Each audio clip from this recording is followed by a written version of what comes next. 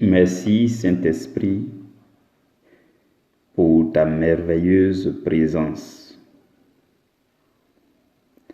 C'est ta présence qui dispose nos cœurs afin d'adorer notre Dieu, le Dieu créateur de l'univers. C'est dans ta sainte présence que nous magnifions le glorieux nom de notre Seigneur Jésus-Christ de Nazareth. Merci Saint-Esprit pour ta tendre présence ici en cet endroit où je me tiens et en tous les endroits où ce message de Dieu est en train d'être écouté. Je prie au Paraclet consolateur, je prie que tu te mettes en mouvement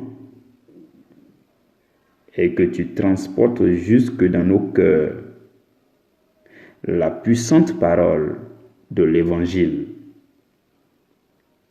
afin que nous puissions grandir à la suite du Seigneur Jésus-Christ et que toute la gloire monte vers notre Dieu, notre Père. Je te recommande encore ce jour, ce merveilleux jour, ce jour du 8 avril 2020. Tu nous fais la grâce d'être rassemblés au pied de Jésus afin de méditer sa parole, de le recevoir, de recevoir sa parole au fond de nos cœurs avec douceur, pour que cette parole prenne racine en nous et que nous puissions porter beaucoup de fruits. Merci Saint-Esprit. Amen. Mes frères et mes sœurs dans le Seigneur, nous sommes encore rassemblés dans le précieux nom de Jésus-Christ. Et il s'agit toujours de notre émission dénommée « Ton pain de la première heure ». Cette émission qui a démarré depuis l'année dernière, le 1er avril de l'année dernière, et depuis lors, le Seigneur n'a cessé de nous conduire dans les méditations quotidiennes. Chaque jour, à la première heure, nous méditons un sous-thème et nous allons de plus en plus en profondeur dans la connaissance de la parole de Dieu. Et lorsque nous disons première heure, en fonction du pays où tu te trouves, la première heure pour toi, ça peut être minuit, ça peut être 23 heures. Pour certains, ça peut être 22 heures. Il y en a, c'est 1 heure du matin. D'autres, c'est 2 heures. Et même lorsque moi, je dis la première heure, ça peut être pour toi l'heure de ton réveil ou bien l'heure à laquelle tu mets ton Internet en marche. Pourvu que le seul pain qui est diffusé par jour, ce pain-là, nous puissions entrer en possession de ce que le Seigneur nous dit là-dedans. Donc, c'est ce que nous faisons sur cette plateforme-là. Et nous sommes en train d'entrer dans notre 2e année. Et nous avons donc entamé cette nouvelle saison d'enseignement. Nous irons sur 7 mois, c'est-à-dire depuis ce mois d'avril-là jusqu'au mois d'octobre. Et je donne gloire à Dieu. Je bénis vraiment son nom parce qu'il est fidèle, il est merveilleux. Je vous dis, le Dieu que nous adorons est un Dieu qu'on ne peut pas exprimer sa valeur. On ne peut pas, ce n'est pas possible d'exprimer la valeur de Dieu dans une langue humaine. Heureusement que le parler en langue nous vient au secours pour que nous puissions exprimer ce que Dieu vaut et que nous ressentons dans nos cœurs pour que nous puissions l'exprimer à Dieu. Sinon, les mots humains ne peuvent pas exprimer la grandeur de ce Dieu que nous adorons ici. Mes frères bien-aimés, je vous souhaite la bienvenue à cette émission.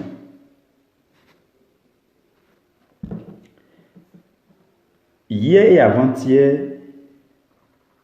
nous avons toujours introduit la saison d'enseignement. Avant-hier, par exemple, nous avons lancé la saison d'enseignement. Et hier, nous avons planté le décor. Aujourd'hui, nous allons toujours continuer dans cet élan d'introduction.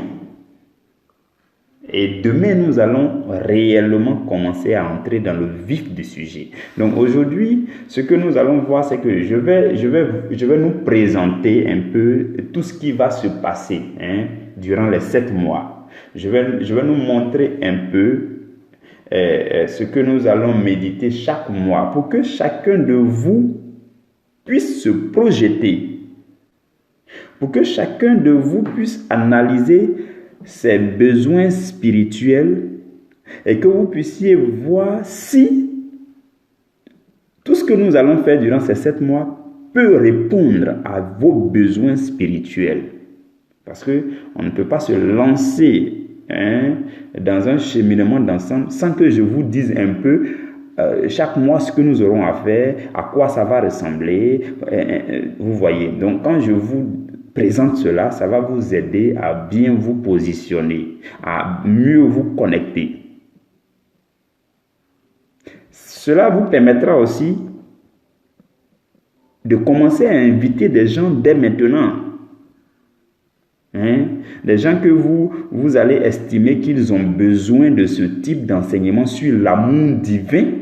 Ces personnes-là, vous n'avez qu'à leur partager un pain, 2 pains, et après, vous pouvez leur dire, bon, si tu es intéressé, il y a une plateforme où il y a un séminaire qui est en train de passer.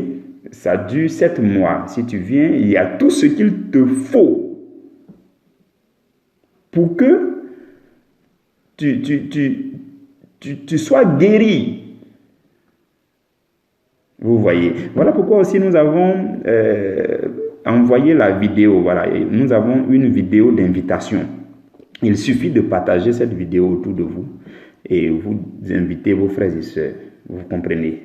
Donc aujourd'hui, nous allons présenter les thèmes de chaque mois.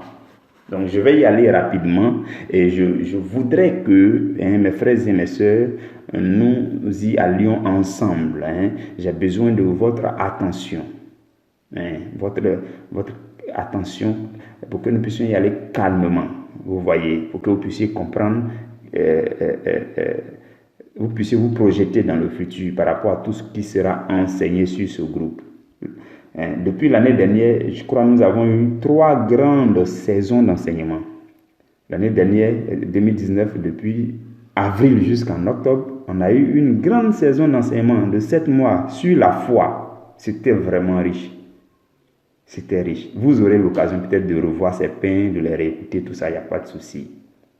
Pour ceux qui ne l'ont pas écouté. Après, nous avons eu 7 semaines d'enseignement sur l'art de la prière.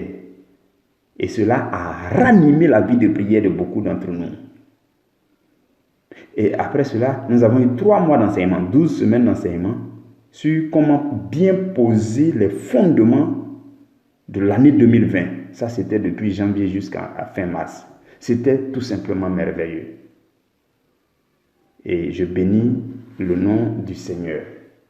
Donc, déjà, pour ce qui concerne cette saison d'enseignement sur l'amour divin, déjà, ce mois d'avril-là, nous allons parler de connaître l'amour de Dieu. Ça sera le sujet du mois d'avril. Donc, nous allons prendre tout le mois d'avril pour étudier ce sujet-là. Connaître l'amour de Dieu. Parce qu'aujourd'hui, on parle de l'amour de Dieu. L'amour de Dieu, l'amour de Dieu. Bon, il faut qu'on puisse connaître l'amour de Dieu. C'est là que nous allons parler de Dieu lui-même. Déjà, même cette semaine, nous allons parler de Dieu. L'amour que Dieu a pour la création, par exemple. Toute la création. Et après, nous allons aussi parler des preuves de l'amour de Dieu pour l'humanité. Nous allons aussi parler de l'amour de Dieu qui a été manifesté en Jésus-Christ. Vous voyez, c'est là que vous aurez la différence entre l'amour de Dieu et l'amour de Christ. Il y a vraiment beaucoup de choses à découvrir, mes frères et mes sœurs. Il y a beaucoup de choses. Nous allons voyager à travers les Écritures, calmement. Nous allons explorer les pages de la Bible de façon calme. Et il y a beaucoup de mystères qui vont remonter à la surface durant cette saison-là. Ça sera glorieux, je vous dis. Ça sera merveilleux. Et ensuite, au mois de mai, nous allons parler le sujet général du mois de mai, ça sera épouser l'amour de Dieu. Donc c'est là que nous allons apprendre à épouser l'amour de Dieu. Déjà même, à la fin de ce mois d'avril-là, nous allons découvrir que l'amour de Dieu n'est rien d'autre que Jésus-Christ. Ça, je vous le dévoile déjà. Mais nous allons en parler dans les détails. Donc, puisque l'amour de Dieu, c'est Jésus-Christ, au mois de mai, nous allons apprendre à épouser l'amour de Dieu. En d'autres termes, nous allons apprendre à épouser Jésus. Parce que, comme je nous l'ai dit hier, pour rappel, hier, je nous ai donné une image forte. Je nous ai donné un principe divin sur lequel nous allons nous appuyer pour tous les enseignements qui vont venir. Hier, je nous ai dit qu'une chose est de se marier et une autre chose est de s'épouser. Entre l'étape où on se marie et l'étape où on s'épouse, on apprend à se connaître, à se découvrir. Et si on réussit à s'accepter, c'est alors qu'on dit « ceux-là se sont épousés ». Et ce n'est que lorsqu'on s'est épousé qu'on commence à s'aimer. Tout ce qui vient avant, c'est apprendre à s'aimer. Vous comprenez? Donc, c'est quand on épouse quelqu'un que l'amour véritable pour la personne commence à se manifester. Hier, nous avons parcouru la Bible, Éphésiens chapitre 5, où nous avons découvert que c'était un mystère. La relation entre un homme et sa femme, et lui et son épouse, c'est un mystère, tout ça. Et je nous ai dit que si on n'a pas appris à connaître la personne, on n'a pas appris à découvrir la personne, à accepter la personne, si on ne parvient pas à épouser la personne, le divorce est toujours possible. Voilà pourquoi, de la même façon, il y a des gens qui sont mariés à Jésus, parce qu'ils ont dit oui à Jésus, ils sont nés de nouveau, ils sont mariés à Jésus, ils cherchent à connaître Jésus, ils cherchent à découvrir Jésus. Après, ils se rendent compte que les exigences de Jésus sont plus fortes. Comment Jésus peut dire telle parole? Non, mais moi, il faut que moi, je continue dans tel péché. Non, mais ce n'est pas possible. Non, Jésus, sa parole. Même dans le livre de Jean, au chapitre 6, Jésus, quand il commençait à prêcher pour dire celui qui ne boit pas mon sang et qui ne mange pas mon corps n'aura pas la vie, les gens ont commencé à dire, mais cette parole est trop dure. Et puis les gens ont commencé à quitter Jésus. Même certains de ses disciples sont partis. Je dis disciples, il n'est pas dit apôtres. Donc certains de ses disciples sont partis. Il avait plusieurs disciples, il n'avait que 12 apôtres. Donc, vous voyez. Donc Jésus, la Bible dit que Jésus est notre... Jésus nous a épousés. Mais nous n'avons pas encore épousé Jésus. Le chrétien pris individuellement doit épouser Jésus pour que vous puissiez vivre la gloire de l'amour, la gloire de ce mariage. Voilà pourquoi nous allons apprendre à épouser Jésus. Parce que beaucoup, on dit oui à Jésus. Ils cherchent à le connaître, ils cherchent à le découvrir. Après, ils se rendent compte qu'ils ne peuvent pas l'accepter. Parce que ces paroles sont trop dures. Parce que tel verset est trop dur. Parce que à cause de tel verset, il faut que j'arrête tel comportement. Je ne peux pas. Donc, vous voyez. Donc, puisque vous n'arrivez pas à accepter totalement Jésus, donc vous ne l'avez pas aussi totalement épousé. Et il y a certains qui s'arrêtent là. Vous voyez. Voilà pourquoi, mes frères et mes sœurs, nous allons apprendre à épouser Jésus. Pour que vous puissiez dépasser l'étape où on épouse. Et quand on épouse, on commence à aimer. Et quand on commence à aimer, alors on rentre dans la gloire du mariage. C'est là que Jésus va s'occuper de vous. Dans le texte que nous avons lu hier, la Bible dit que Jésus va s'occuper de nous. Il va enlever les traces, les rides. Et puis il va nous rendre irrépréhensibles devant Dieu. C'est ça le rôle d'époux de Jésus. Mais tant que toi, tu n'as pas épousé Jésus, ça ne marchera pas. Vous comprenez? Donc nous allons évoluer sur la base de ce principe-là tout au long des mois, au fil des mois, que nous allons enseigner, c'est ce même principe. Donc, qu'est-ce que nous sommes en train de faire? Chacun de vous, la plupart d'entre vous ont déjà, c'est par abus de langage qu'on dit accepter Jésus. Sinon, vous-même, en âme et conscience, vous savez que vous n'avez pas encore accepté tous les versets bibliques. Je peux vous citer 2-3 versets tout à l'heure que vous aurez des problèmes avec. Des problèmes avec, parce que vous n'avez pas encore accepté. Et si vous n'avez pas accepté ces versets, ça veut dire que vous n'avez pas encore accepté Jésus et ses exigences et ses caprices et sa volonté. Vous voyez, parce que tout ça, ce sont les caprices de Jésus. Lui, il dit, bon, lui, il ne va pas mettre la barre, il ne va pas faire descendre la barre pour vous. Lui, sa parole dit ceci pour tout le monde. Si tu n'acceptes pas, ça, il ne va pas descendre pour vous. Donc, Jésus, il a sa volonté, il a ses exigences et il est ferme là-dessus. Donc, s'il y en a que vous n'avez pas encore accepté, ça veut dire que vous n'avez pas encore accepté totalement Jésus. Donc, ce n'est pas abus de langage qu'on dit j'ai accepté Jésus. Mais non, quand la phase où on dit j'ai accepté Jésus, c'est en fait la nouvelle naissance. J'ai dit oui à Jésus. J'ai décidé de me marier. Hier, j'ai dit quand on se marie, c'est devant tout le monde. À la mairie, devant tout le monde. Mais je vous dis, tant que vous n'avez pas dormi avec quelqu'un, que vous n'êtes pas réveillé avec la personne, une fois, 2 jours, 3 jours, dormir, réveiller ensemble, dormir, réveiller ensemble. Si vous n'avez pas fait ça pendant des mois et des mois, vous ne pouvez jamais connaître une personne. Voilà pourquoi un homme et sa femme ne se connaissent jamais avant d'entrer dans le mariage, avant d'habiter ensemble. Mais quand ils habitent ensemble, tu dors avec elle, tu te réveilles, chaque matin tu vois son visage. De la même façon, nous dormons, nous nous réveillons. Nous voyons le visage de Jésus. Nous voyons les exigences de Jésus. Nous nous promenons, nous voyons Jésus est encore là. Nous partons ici, Jésus est ici. Quand tu vas à gauche, on parle de Jésus. Quand tu viens ici, on dit Jésus. Tel verset te bloque la route pour aller commettre ton péché. Et au finish, tu dis, mais c'est Jésus-là même. Bon, enfin, souvent on dit ça au fond de notre cœur, quoi. Mais cette Bible-là même m'énerve. Ou bien, les versets bibliques sont trop durs. Oh non, mais...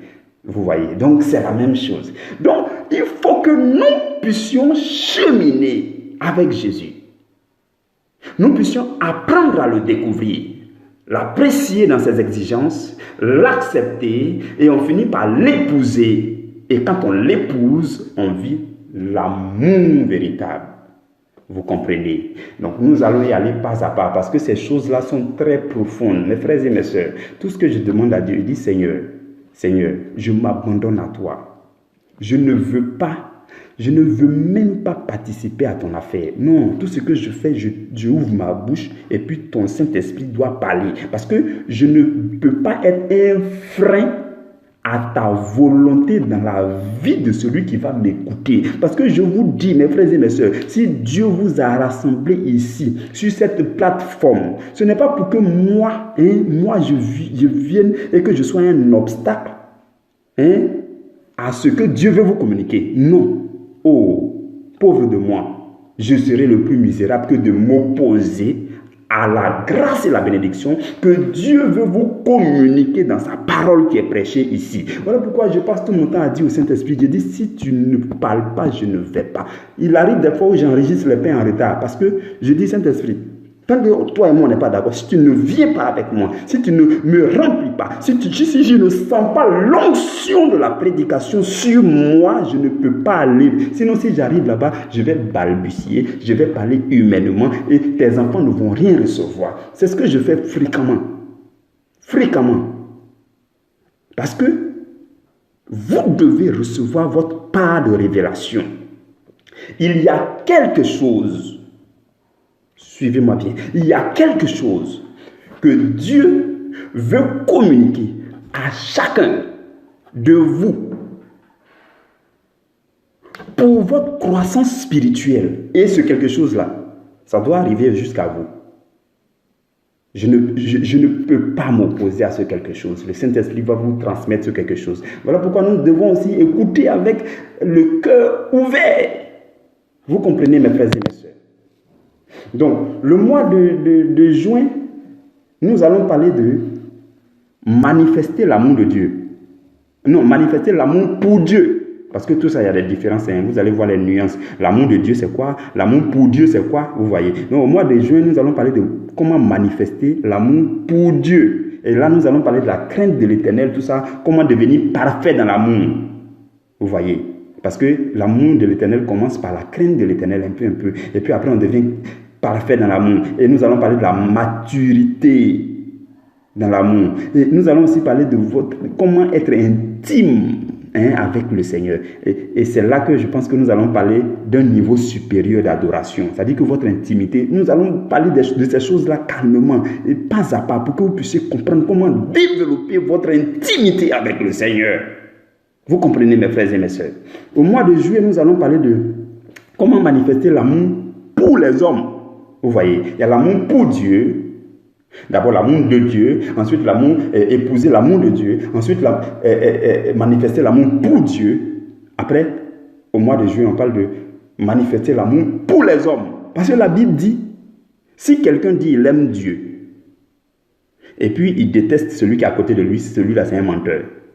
Donc tu ne peux pas dire que tu aimes Dieu. Non, j'ai appris à aimer Dieu, j'ai épousé Jésus, ceci, cela. Et puis tu n'apprends pas aussi à aimer ceux qui sont à côté. Voilà pourquoi nous allons prendre le mois de juillet pour parler de ça calmement. Et au sortir de cela, je vous dis, ceux qui ont des blessures intérieures, des rancunes, façon contre les autres, là, suivez bien, avec humilité. Vous serez guéris. L'Esprit de Dieu va plonger son doigt dans votre cœur afin de retirer les impuretés, toutes les souillures que Satan a mis dans vos cœurs, et puis la rancune, la rancœur, les choses, la haine, les choses là remplissent votre cœur, et puis souvent ça change le visage des gens, ils deviennent vieux avant leur âge. Tout cela sera guéri. Je vous dis, en fait, ce que nous sommes en train de faire, c'est un soin. Vous voyez, c'est un traitement spirituel. Dieu est en train de vous, c'est un traitement. Vous êtes à partir de cet instant-là, vous êtes en train d'être soumis à un traitement spirituel. Donc, il y aura des vaccins, vous voyez, non. On va vous administrer des doses, peut-être ça sera des sirops, ou bien ça sera des... Je ne sais pas comment vous comprenez ce que je dis, non. Donc, au fur et à mesure des jours, nous allons enseigner chaque jour. Chaque jour aura quelque chose à vous administrer comme soin. Et ce quelque chose va entrer va entrer pour s'asseoir dans votre cœur tout doucement. Et vous allez sentir que la révélation, la parole de Dieu qui a été méditée aujourd'hui là, ça a soigné, ça a guéri telle partie de mon cœur. Et au fur et à mesure, vous allez retrouver le sourire avec tout le monde. Mes frères et mes sœurs, je vous dis, tout ce que nous allons enseigner va nous apprendre à vivre dans la paix et dans l'amour avec tous ceux qui sont autour de nous. Parce que ça me fait mal de voir des chrétiens qui disent non, je suis de mon côté, non, les hommes sont ceci. Non. On va mettre tout cela au clair. Et la parole est là. En fait, je suis plus pressé que vous. Parce que le Saint-Esprit est en train de me pousser. Il fait bouillonner des choses en moi. En fait, j'ai envie de tout prêcher en même temps. Mais non, nous allons aller calmement pour que vous soyez... En fait, quand vous allez sortir de cette saison d'enseignement, vous serez débarrassé de toute haine, de toute rancune. En fait, nous allons même enseigner sur la pratique des choses. La pratique des choses. Parce qu'il faut que vous puissiez regarder celui avec qui vous vivez là, dans son visage, et que vous puissiez l'admirer, peu importe ses défauts. Aujourd'hui, des gens disent non, je suis appelé à l'œuvre de Dieu, mais ils vivent avec 3 personnes à la maison et ils se plaignent de ces 3 personnes. Si tu n'as pas appris à être content, dans la joie, à aimer 3 personnes, Dieu ne peut pas t'établir sur 100 personnes. Donc ton œuvre de Dieu que tu veux faire là, c'est pour aller faire quoi? Parce que Dieu lui dit, si tu n'as pas été fidèle dans les petites choses, il ne peut jamais te confier les grandes choses. Donc, quand tu vis avec des gens au quartier et puis tu ne t'entends pas avec eux, ce n'est pas la ville que Dieu va te donner pour que tu fasses l'œuvre de Dieu là-dessus. Ce n'est pas possible. C'est pour cela que je vous dis, de cette plateforme sortiront des gens qui vont faire des exploits. Moi, je ne suis pas là pour gagner quoi que ce soit. Si quelqu'un m'entend et qu'il veut aller faire l'œuvre de Dieu puissamment dans le monde, tout ce qui m'intéresse, c'est que Jésus soit annoncé jusque dans les extrémités de cette terre et que Satan soit détrôné et que les œuvres de Satan soient détruites. Je vous le dis, c'est la chose la plus grande qui est dans mon cœur comme désir. Je vous dis, voilà pourquoi nous allons aller calmement, et j'en appelle, je vous dis en même temps, j'en appelle à votre humilité. Qui que vous soyez, je vous en prie, soyez humble. Parce que quand vous lisez la Bible, Jacques chapitre 4, verset 6, la Bible dit que Dieu résiste aux orgueilleux. Ici, là, sur cette plateforme, nous tous, on ne connaît rien. Si ce n'est pas Jésus, personne ne connaît quoi que ce soit. Si tu veux, il faut avoir bac plus 60. Si tu n'as pas le Saint-Esprit, tu ne connais rien. Quand vous lisez 1 Corinthiens chapitre 8, verset 2, la Bible dit, si quelqu'un pense savoir quelque chose, qu'il sache qu'il n'a pas encore connu comme il faut savoir. Ce verset-là m'a toujours épaté. Et je me suis rendu compte que jusqu'à notre vieillesse, jusqu'à ce que nous quittions ce monde-là, nous n'allons jamais connaître Dieu. Non, ce que nous allons connaître de Dieu est très petit par rapport à ce qui restera à connaître. Un verset biblique aura toujours quelque chose à vous enseigner de plus. Mais si vous êtes humble et que vous venez devant Dieu pour dire, Seigneur, je ne connais pas, enseigne-moi. Quand vous faites ça, Dieu vous enseigne. C'est pour ça que la Bible dit que Dieu fait grâce aux humbles. Parce que si tu viens et puis tu fais comme si tu sais, Dieu va dire, bon, comme tu sais là, ce n'est plus nécessaire que je t'enseigne. Et la Bible dit encore que ce n'est que par le Saint-Esprit qu'on peut connaître les choses de Dieu. Alors que le Saint-Esprit, là, quand tu ne montres pas que tu es humble, il est attristé en même temps. Vous voyez. Donc, j'en appelle à votre humilité. Je vous parle vraiment avec un cœur d'amour pour vous dire, peu importe là où vous êtes, votre titre, je ne sais pas trop, vous voyez. La Bible, là, personne ne peut comprendre s'il n'est pas humble. Personne. Personne ne peut comprendre la Bible. Ce n'est pas bagage intellectuel qu'on prend pour méditer la Bible. C'est le Saint-Esprit seul. Voilà pourquoi, dès maintenant, je préfère vous dire ces choses-là dès maintenant, parce que ce que nous allons enseigner, ça sera lourd, ça sera du lourd, ça veut dire que vous aurez besoin d'écouter avec attention pour saisir les vérités profondes que nous allons prendre. Nous allons creuser dans la parole, et nous allons faire ressortir ces vérités profondes-là qui vont rentrer dans votre cœur avec puissance et qui vont transformer votre vie. En fait, il faut que ce qui sera prêché ici devienne visible dans votre vie. En fait, vous devez être transformé. Vous-même, à la fin de cette saison-là, vous devez pouvoir témoigner pour dire ce que j'étais avant, je ne suis plus la personne. C'est ça l'objectif. C'est pour ça qu'il dit que c'est un soin spirituel. Quand vous partez à l'hôpital et puis on vous fait un traitement médical, votre état d'avant est différent de votre état d'après. De la même façon, ce traitement spirituel que nous sommes en train de faire ici va vous changer. Voilà pourquoi, pour que cela soit facile, je dis, je vous en supplie, l'humilité de cœur, l'écoute de la parole. Inutile de dire non, je suis vol, non, ou bien non, je suis pressé, ou bien j'écoute dans le bruit. Je vous dis, il y a une différence entre écouter et puis entendre. Si vous mettez l'écouteur, ou bien vous êtes en train d'entendre, pendant que vous regardez la télé, vous n'allez pas saisir pleinement. Mais le fait d'écouter, ça engage votre responsabilité et vous dites, bon, je me connecte volontairement afin de saisir. Vous voyez, je vous en supplie. J'en appelle vraiment à l'humilité. Donc, je continue. Je ferme cette parenthèse. Je continue. Au mois d'août, nous allons parler aussi de l'amour. Donc, dans le mois de juillet, on aura fini de parler de l'amour pour les hommes. Et au mois d'août, nous allons parler de l'amour pour l'appel au ministère. Parce que si tu dis que tu aimes Dieu et qu'ensuite tu cherches à aimer les hommes, si tu n'entres pas dans un ministère, tu ne seras pas beaucoup plus fluctueux. Tu peux aimer quelques-uns qui sont dans ton quartier, mais quand tu entres dans le ministère, c'est là que si tu mets le turbo, quand tu mets le turbo là, tu gagnes beaucoup d'âmes, tu aimes beaucoup d'âmes et le Seigneur est content. C'est pourquoi durant ce mois de août là, nous allons même parler de qu'est-ce que le ministère, parce qu'il faut que tout ça soit clair dans la tête de tout le monde. C'est quoi quand on dit non, on fait l'autre du ministère, non, je suis appelé, tout ça, ça veut dire quoi? Nous allons parler de ça calmement, jour après jour. Et vous comprenez, non? Et ensuite, au mois de septembre, nous allons parler de l'amour humain Vous voyez, nous allons confronter l'amour humain et l'amour divin. L'amour humain contre l'amour divin. Il y a une différence fondamentale entre l'amour humain et l'amour divin. Nous allons parler de qu'est-ce que l'amour humain et qu'est-ce que l'amour divin. Parce que les hommes disent je t'aime là. Souvent, la plupart du temps, c'est un amour humain.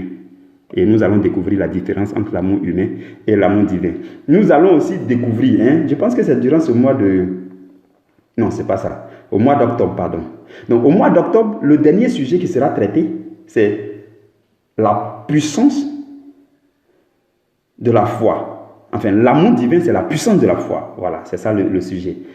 L'amour divin, c'est la puissance de la foi.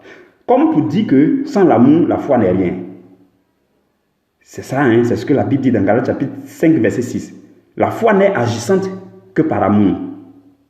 Et dans 1 Corinthiens chapitre 13, au verset 13 encore, la Bible dit que 3 choses sont nécessaires. L'espérance, l'amour et la foi. Mais la chose la plus importante, c'est l'amour. Vous voyez. C'est durant ce mois d'octobre-là que nous allons voir à quoi ressemble votre foi sans amour. La foi sans l'amour, là, c'est désastreux. Donc, on est chrétien et puis on dit non, j'ai la foi. Si vous avez la foi et puis vous n'avez pas l'amour, c'est désastreux. Nous allons parler de ces choses-là calmement, vous allez comprendre. Vous allez comprendre par exemple que dans la Bible, les disciples avaient la foi. Quand ils ont vu qu'il y a un village qui résistait à Jésus parce que Jésus voulait passer dans ce village, ils sont venus dire non, Seigneur, est-ce que tu veux qu'on fasse descendre un feu du ciel pour les consumer? Jésus leur a dit, mais vous êtes insensés ou bien? Vous comprenez? Ça par exemple, c'est un exemple de la foi sans l'amour. Si vous manifestez votre foi aveuglement là, vous allez tuer les gens. Alors que la foi devient plus belle et plus puissante et plus efficace si vous aimez les gens. Donc tout ça, nous allons parler de ça calmement. Donc mes frères et mes sœurs, c'est tout ce que nous allons voir tout au long de ces 7 mois. Je nous les ai présentés pour que chacun puisse se projeter dans l'avenir, pour que chacun sache tout ce qui va se passer et s'attendre, se préparer. Vous voyez, asseyez-vous bien, ajustez votre position et restez connectés. Vous voyez, prenez vos dispositions, invitez tout ce que vous pouvez inviter, tout ce que vous pensez que tout ce que nous allons enseigner ici peut leur faire du bien, invitez-les. C'est maintenant, parce que quand ils vont venir au début, ils vont beaucoup bénéficier par rapport à quand ils vont venir à la fin. Donc, continuez à inviter. La vidéo d'invitation a été partagée sur le groupe. Partageons aussi à nos contacts. Que la grâce de Dieu demeure sur vous, mes frères et mes sœurs. Nous allons nous retrouver demain à la première heure et nous allons commencer à entrer dans le vif du sujet. Et le sous-thème de demain, ça sera « Qui est le Dieu dont nous parlons ?»